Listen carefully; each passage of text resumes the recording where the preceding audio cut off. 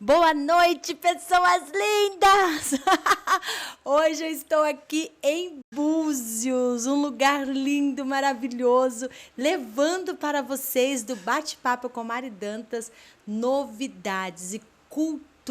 Olha que cenário lindo, gente. Eu estou aqui viajando nesse cenário maravilhoso, junto com um grande desenhista. Ele é desenhista, ele é cartunista, ele é inventor, ele é...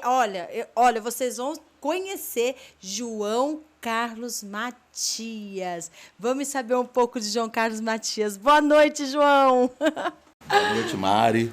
Boa noite a todos os ouvintes, todos os telespectadores da TVM Play. Vou tentar falar para vocês a respeito do trabalho. Sim. Satisfação minha bater um papo com vocês e estou à disposição. Vamos lá. E hoje nós estamos aqui improvisando, hein? Vim passear e olha quem eu encontrei. Não podia deixar, né, de passar para vocês, porque cultura, gente, é tudo. E o Matias, posso te chamar de Matias? Pode. O Matias, ele é um cartunista muito famoso, muito conhecido, tem muitos trabalhos já pelo mundo todo. E ele vai falar um pouquinho aqui como foi que você começou a sentir o desejo, né, pelo desenho, quando foi que isso surgiu na sua vida? Então, eu tinha aproximadamente entre 9 e 10 anos e minha mãe ela levava para casa muitos jornais, né? E esses jornais serviam para embalar algumas coisas, etc. E antes de eu levar o jornal, porque eu vendia esses jornais para comprar ou revistinha, comprar algumas coisas que me interessavam.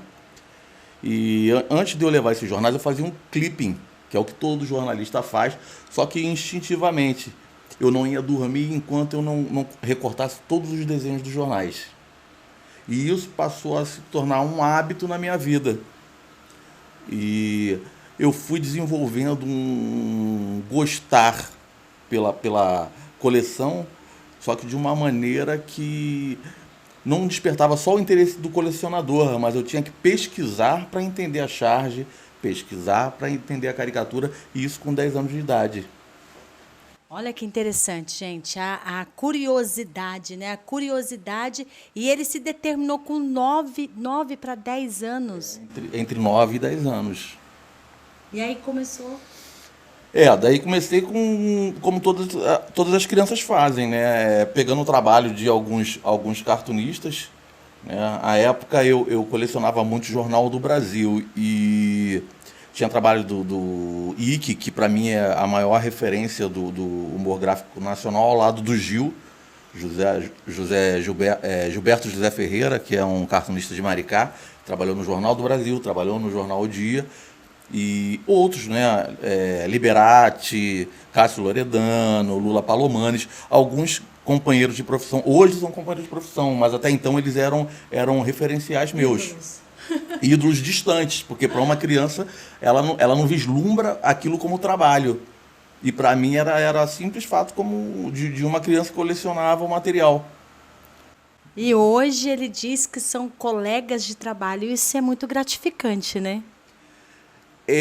Porque quebra um paradigma que é normal que todos tenham. Você vê o teu ídolo e jamais vai imaginar uma proximidade. Sim. Né? Então, o sonho de todo fã é estar perto do ídolo. Sim. Quando o ídolo se torna, além de próximo, teu amigo, você rompeu todas as conjecturas de chegar onde o teu ídolo está. Então, para mim, hoje, eu digo assim, parece surreal, né? É uma realização. E olha só, nós estamos aqui pouquinho... tem alguns segundos que nós estamos aqui. Ele já fez um rabisco aqui, gente. É inacreditável. Olha aqui, já fez um rabisco, e nos rabiscos, os rabiscos vão criando vida. É uma coisa muito legal. Mostra aí para as pessoas lindas do bate-papo. Olha, um rabisquinho. Na verdade, a gente chama isso aqui a gente chama isso aqui de calunga, que é um rabisco qualquer, né? Não tem pretensão de ser ilustração, nada disso. Só que, com o passar dos anos, rabiscar para a gente é como se fosse respirar. Então, Eu tô aqui, apesar de estar completando esse ano 25 anos como cartunista, eu ainda tenho as mesmas sensações da primeira vez. Eu tô tenso e essa tensão ela vai saindo nos traços. É o emocional, É né? o emocional. E enquanto eu tô aqui, eu tô respirando, fazendo com que os meus nervos eles fiquem mais apaziguados através dos traços. Ele fez uns traços, gente. Depois eu vou perguntar para ele qual foi o tipo de emoção que ele sentiu de fazer esses traços. Mas não agora, depois, mais tarde um pouquinho, que nós temos muitos assuntos aqui com o Matias. Matias, só mais uma pergunta, porque nós vamos fazer blocos aqui, né? Uma perguntinha aqui. Você falou aqui para nós que você começou entre 9 e 10 anos. Isso atrapalhou na escola? Atrapalhou você a estudar ou ajudou muito? Não atrapalhou de maneira alguma.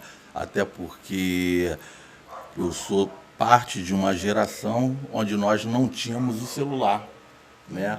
Então, eu tinha que buscar informações em livros, Leituras. em jornais, em gibis, e eu hoje digo, eu sou pai, eu digo que sou privilegiado por ter vivido num tempo no qual eu tinha essa possibilidade, que hoje as crianças de hoje em dia elas têm uma ferramenta muito importante na mão, que é o celular, só que essa ferramenta ela não é direcionada, então o foco é muito desvirtuado. Sim. Naquela época não, eu tinha jornal na mão, eu tinha que ler só aquele jornal, eu não tinha outras opções. O gibi era só o gibi. Então isso fez com que eu aprimorasse, né, ou eu potencializasse o meu gosto por leitura. Eu sou um leitor fanático. Eu gosto de todos os títulos, todos os tipos de literatura. Isso me dá uma sensação muito boa. Então isso ajudou tanto na escola, né? Óbvio que eu não fui um aluno primoroso, eu tive os meus contratempos, mas não em função do desenho, né? O desenho, então, só te ajudou mais na cultura, né? Até hoje ajuda, Sim. né? Porque eu consigo ver uma charge, ler, ver um acontecimento político ou um acontecimento do cotidiano, transformá-lo em charge, e isso aí demanda um conhecimento. Aquilo ali, para eu sintetizar a imagem, se eu não tiver conhecimento, eu não consigo. Entendi. Olha, gente, vamos aí para o segundo bloco, vamos dar uma palhinha mais tarde aí para vocês, mas nós vamos ali e já voltamos. Vamos juntos, fica aí.